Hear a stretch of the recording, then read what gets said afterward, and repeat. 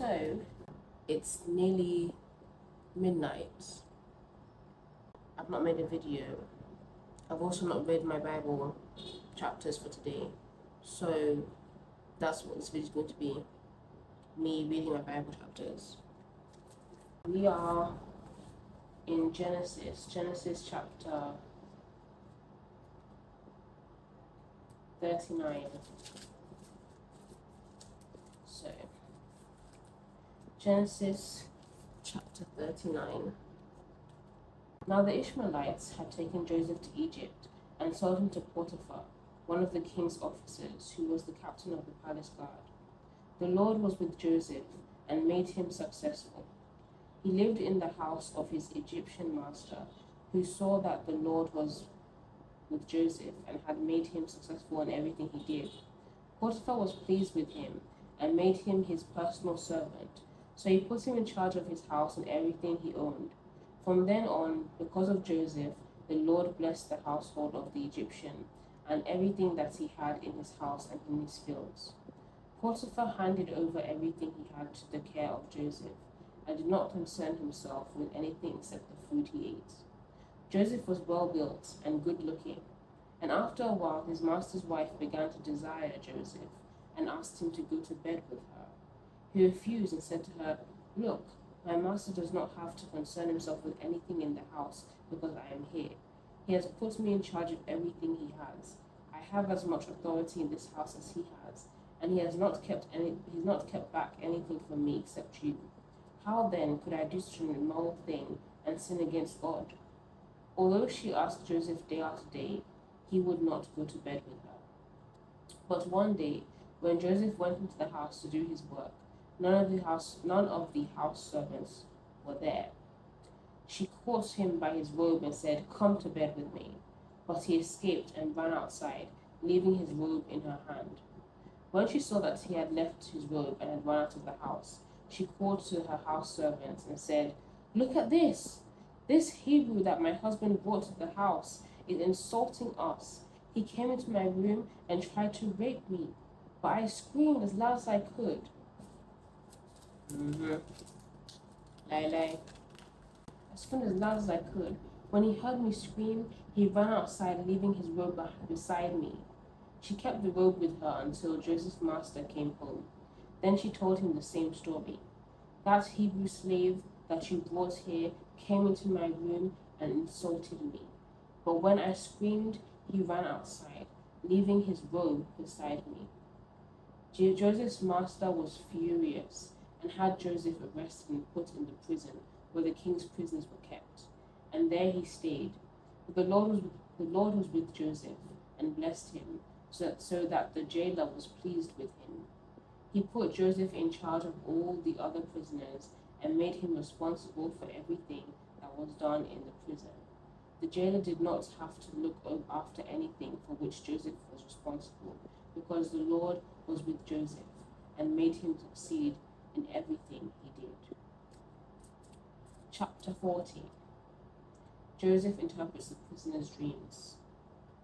Some time later, the king of Egypt's wine steward and his chief baker offended the king. He was angry with these two officials and put them in prison in the house of the captain of the guard, in the same place where Joseph was being kept. They spent a long time in prison, and the captain assigned Joseph as their servant. One night, there in prison, the wine steward and the baker each had a dream, and the dreams had different meanings.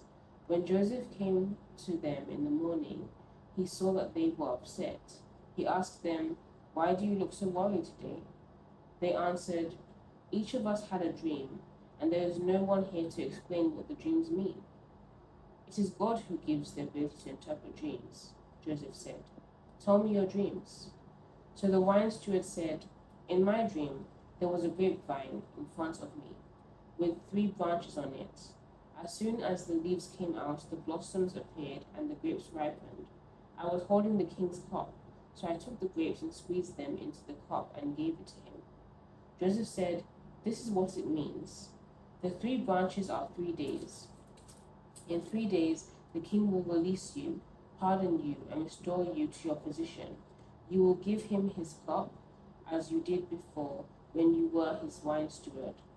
But please remember me when everything is going well for you, and please be kind enough to mention me to the king and help me to get out of this prison.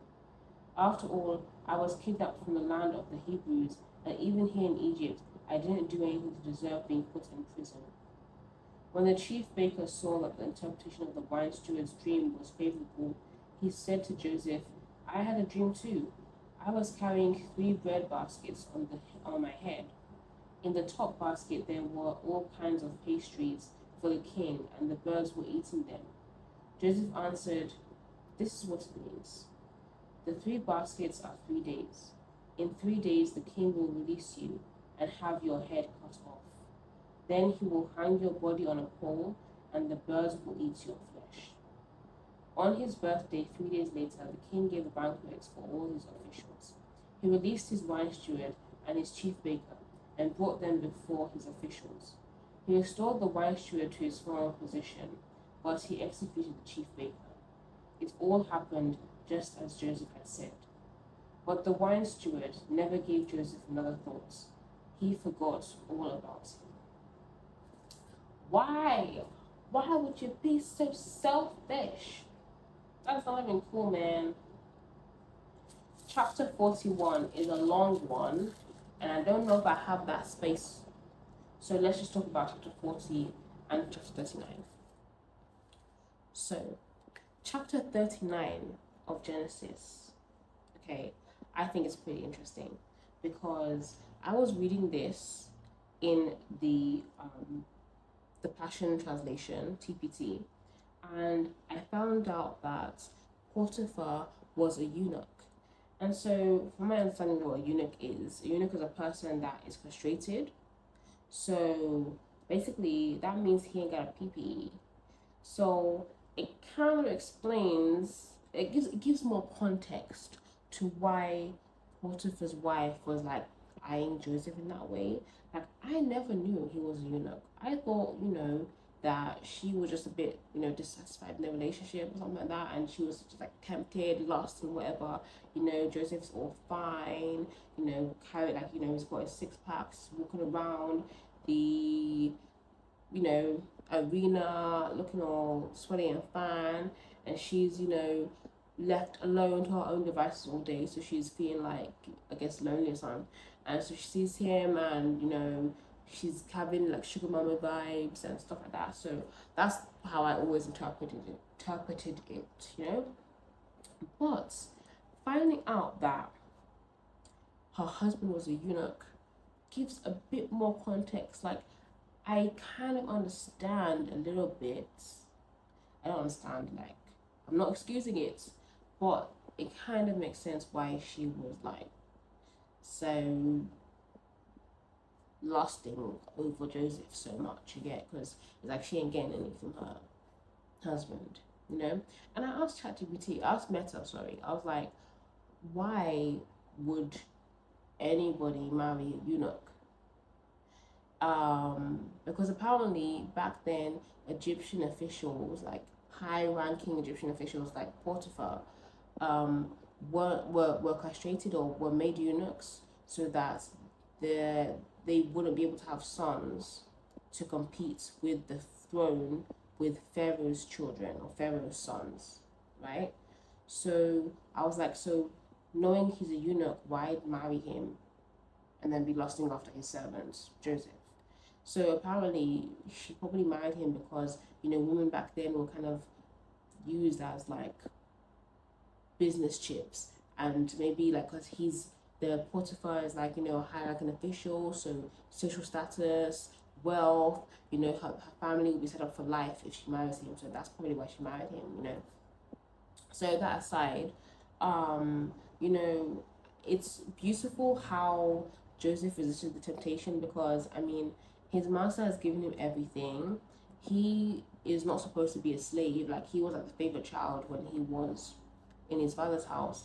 And so, being a servant, I don't know if like there were other maid servants, that he could be like toasting or chatting up. So like I think it would have been very easy for him to feel like, why not, and go for it. But day after day after day of him being sexually assaulted by Potiphar's wife, like her making advances, that would have been very uncomfortable actually. But like day after day of that, he never gave in.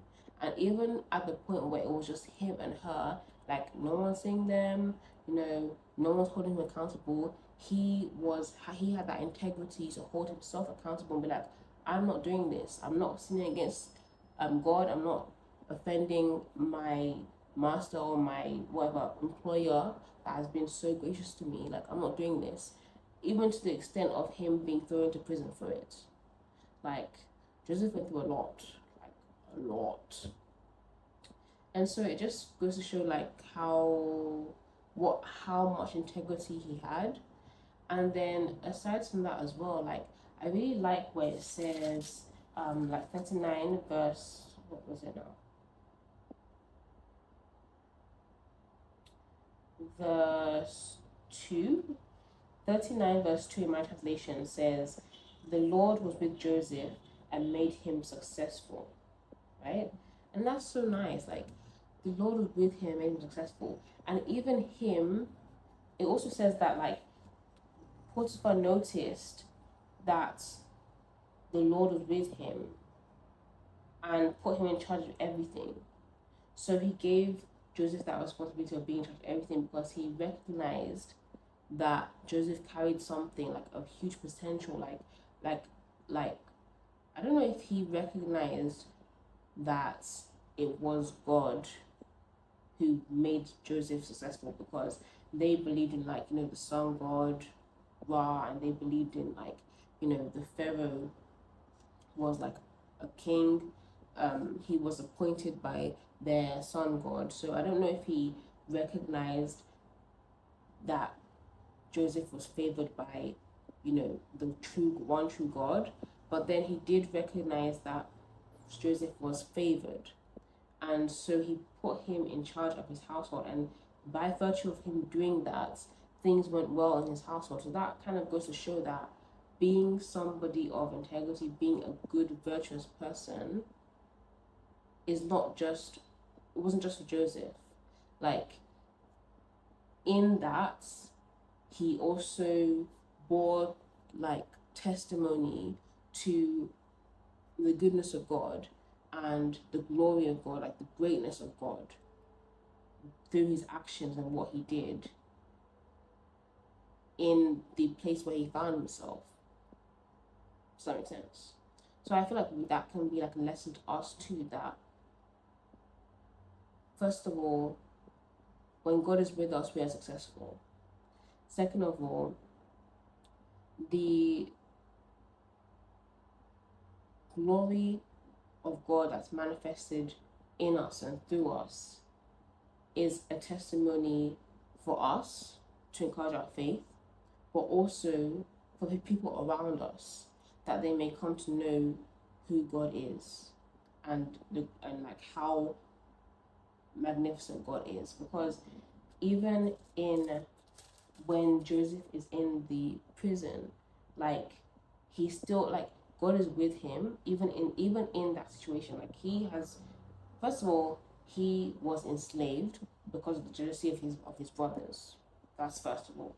Second of all, he is now, even after being enslaved, he is now made a prisoner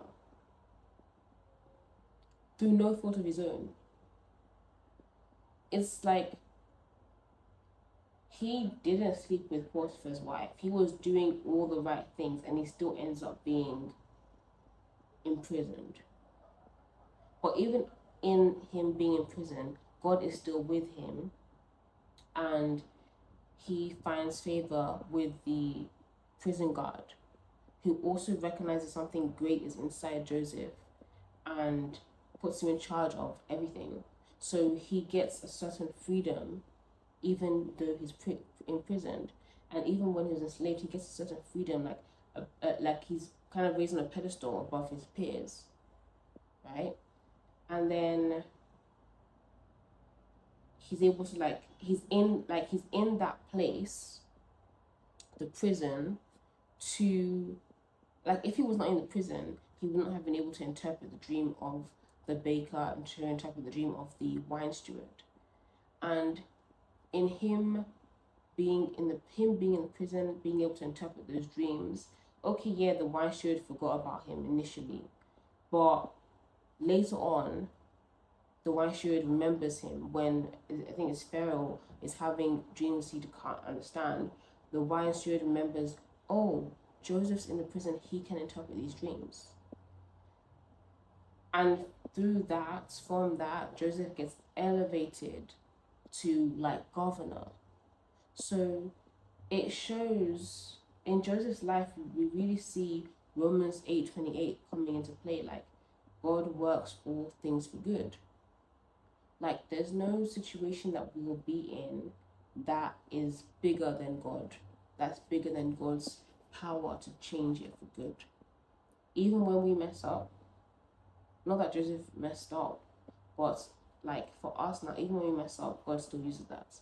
Even when things happen to us that are not our fault, and we're in certain situations that we shouldn't really be in because it's like other people's jealousy or other people's bad vibes, whatever. It's other external factors that have made us to be in certain situations. Like, God still uses that for good. And I'm kind of getting a bit emotional as I say this because I'm thinking this kind of hits kind of close to home. I'm not going to share about it, but it's just, God is so good, like so good. And I'm sure this video is pretty long right now. I still have to like do a mosquito bit me as I was talking. I saw it fly away and I thought, oh, mosquito, like I saw it fly away. I didn't know. Now my hand's itchy. I didn't know that it was on me. I'm gonna end this video here because I have to like work on it before so I can post it before midnight. So I hope you guys have enjoyed this video. How do you over contentation? You run from it. And that's literally what Joseph did. Like, just imagine Potiphar's wife, like with all her heady perfume and her jewelry and like whatever her locks, even though they used to wear wigs, like they were bald with wigs, but still, like, you know, she's looking really, you know, sumptuous, whatever. And she's like got eyes for him alone, you know, and she's like, I want you now. And he's like, no, I can't do this. And she's like, you know, coming closer and whatever, like taking, like maybe like caressing him, whatever. And he literally runs for his life. He's like, no, and he runs for his life. He runs for his life. He leaves his robe. Like, he's like, I don't care who sees me naked. I am out of here. That is how we are supposed to flee occasions of sin. That guy who has been, you know, sending you some flirty texts, telling you things that he wants to do on you if you come and see him, like, don't go and see him. You know what's gonna happen if you go to his house. So don't go. Flee temptation. Run. I never want to put that in the video because I mean, flee temptation. Flee temptation. Run. Run from the hills. I mean, run for the hills. Thank you for watching. See you in the next video. See you tomorrow. Bye.